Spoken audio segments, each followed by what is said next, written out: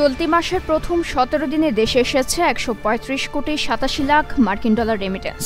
এই হিসেবে প্রতিদিন গড়ে দেশে এসেছে ৭ কোটি ৯৯ লাখ ডলার রেমিটেন্স। রবিবার বাংলাদেশ ব্যাংকের হালনাগাদ প্রতিবেদন থেকে এ তথ্য জানা গেছে। সংশ্লিষ্টরা বলছেন, চলতি মাসে ২০০ কোটি ডলার ছুঁতে পারে দেশের প্রবাসী আয়। মূলত আসন্ন কোরবানিকে ঘিরে বাড়ছে রেমিটেন্স পাঠানোর প্রবণতা।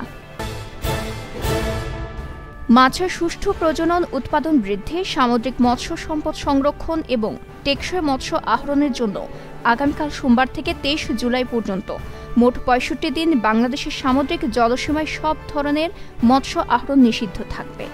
রবিবার মৎস্য ও প্রাণী সম্পদ মন্ত্রণালয় থেকে পাঠানো সংবাদ বিজ্ঞপ্তিতে এ তথ্য জানানো হয়। এ সময়ে সমুদ্রযাত্রার প্রবেশ পথগুলোতে মনিটরিং জোরদার করা হবে এবং মৎস্য নৌযানের সমুদ্রযাত্রা শতভাগ বন্ধ রাখা হবে।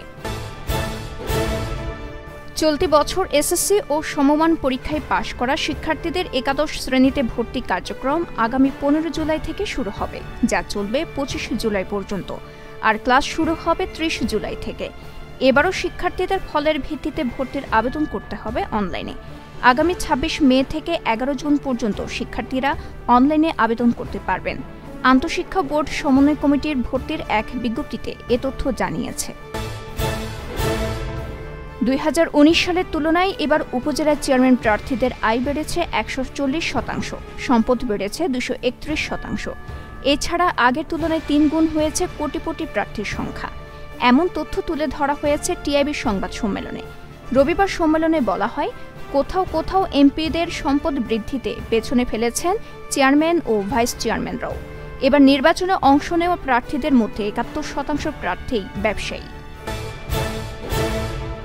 সারা দেশের ৬টি বিভাগের অনেক জায়গায় এবং ২টি বিভাগের কিছু জায়গায় ঝোড়ো হাওয়া সহ বৃষ্টি হতে পারে। এ সময় কোথাও কোথাও বিক্ষিপ্তভাবে শিলাবৃষ্টি হতে পারে। এই মুহূর্তে মৃদু তাপপ্রবাহ বয়ে যাচ্ছে, তা প্রশমিত হতে পারে বলে জানিয়েছে আবহাওয়া অধিদপ্তর। রবিবার সকাল ৯টা থেকে পরবর্তী ৭২ ঘণ্টার জন্য আবহাওয়া পূর্বাভাসের বিজ্ঞপ্তিতে এসব তথ্য জানিয়েছে আবহাওয়া অধিদপ্তর।